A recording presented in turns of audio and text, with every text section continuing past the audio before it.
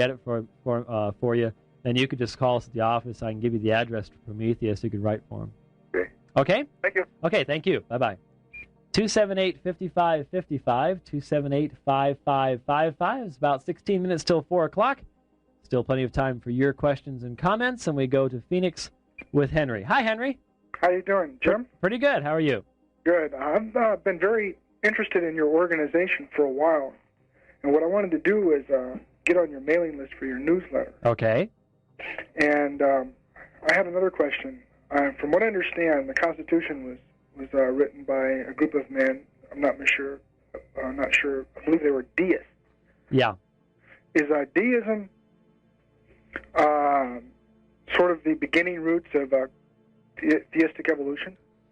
Well, a deist is a person who believes that there is a God, but who believes that God sort of started things off and walked away from there, and that he's not actively involved in this world at all, that we really know very little about him, it, her, however they might want to express it.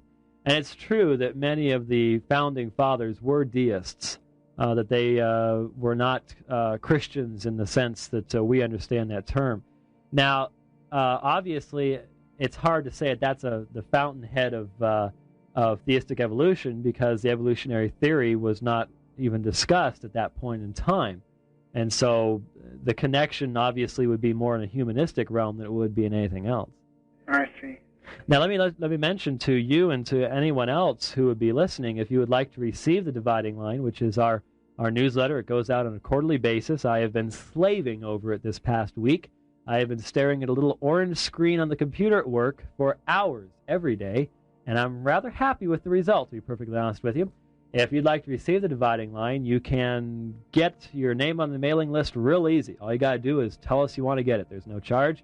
To receive the Dividing Line, you can do it by either calling our office at 265-4844. That's 265-4844. You can call right now if you want. You'll get an answering machine, but just simply say, I'd like to receive the Dividing Line, my address is, and we'll get it to you. You can do that by calling any one of our phone message machines, such as our message for Mormons at 266-2LDS, or our message for Jehovah's Witnesses at 266-2JWS, and just simply say at the end of the message, I'd like to receive your newsletter, and give your name and address. Or you can write to us and do it that way and give us your address that way at Post Office Box 47041, Phoenix, Arizona, 85068. That's Alpha and Omega Ministries. Post Office Box 47041, Phoenix, Arizona, 85068. I understand that you have a teaching basis with the ministry, but I'm also quite ignorant of the ministry in that I don't know if there's any way to get involved with you guys on the west side. Well, when you say teaching basis, we have seminars and tracts and materials available, and we try to do seminars on somewhat of a regular basis anyways on such subjects as the Trinity, the deity of Christ, Jehovah's Witnesses. We had a seminar in March on Mormonism, and we obviously are involved in evangelistic activities. We were at the District Convention of Jehovah's Witnesses last week. We were the guys with the signs. We were the guys with the signs, yes. Easy to pick out. And we are sort of on the west side, at least a lot of our people are. Well, the office is at 16th Street. That's sort of central Phoenix. But we have people on the west side as well. So just get in contact with us, and we get together on a weekly basis just down at the office to do whatever it is we do as far as work and answering the phone machines and things like that.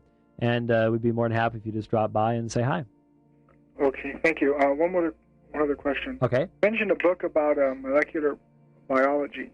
Am I correct, a little earlier in the program? Yeah, I mentioned a book that I haven't gotten my copy yet. I'm sitting here looking at a review of it from a number of different sources called Evolution, A Theory in Crisis by Michael Denton, who is a molecular biologist. And the subtitle is New Developments in Science Are Challenging Orthodox Darwinism.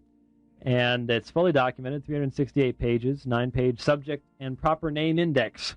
And it looks to be a rather interesting book.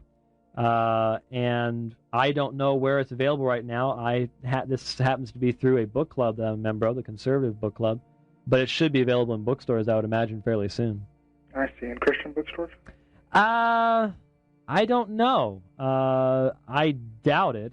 It should be. I know that if you would let Ron over at Berean know about it, he could probably track it down for you. Okay. Do you have recommend any teaching materials to teach this creationism?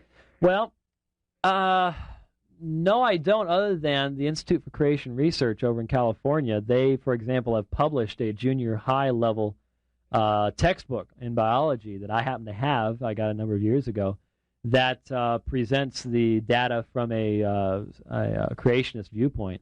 And ICR, I don't have their address with me, but I could get the address for you once I was in the office during regular business hours. And they would probably be able to set you on to anything like that. Alpha Omega Publications, which is not attached to us in any way, shape, or form, though we get phone calls for them about every day, over in Tempe, is a Christian homeschooling group. And obviously their science materials would probably come from that viewpoint too. Now, interestingly enough, though, I would suggest for Christians to be open-minded and present both viewpoints. And now, obviously, I think you should point out the superiority of the creationist viewpoint because I'm a creationist. But I don't think we should go to the other extreme and be so close-minded that our children are not aware of what all the other children believe, because I don't think they'll be able to have a meaningful dialogue if they don't know what the world believes about evolution, things like that. That's why we're having atheists on the program the next couple of weeks, is we need to have a meaningful dialogue. And I don't think we should be as close-minded as the Supreme Court has been on this issue. Yes, that's an understatement. Okay. I just happened to be reading in the paper, I don't know how old it was, they were doing a write-up, one from the Washington Post, which apparently is quite liberal, and one from, I believe, Chicago Times, or Sun Times. Yes.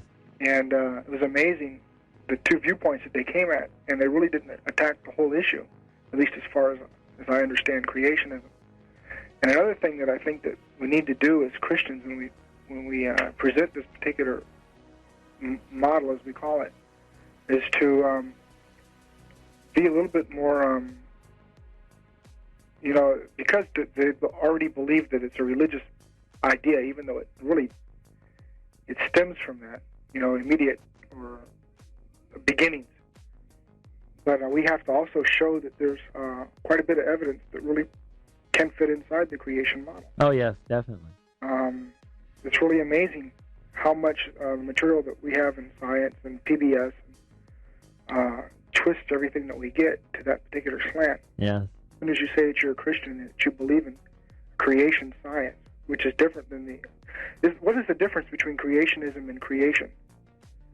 I don't know how I'd answer that question. I don't see a real difference other than creation just refers to that which God created, and creationism is a belief in the fact that God created it out of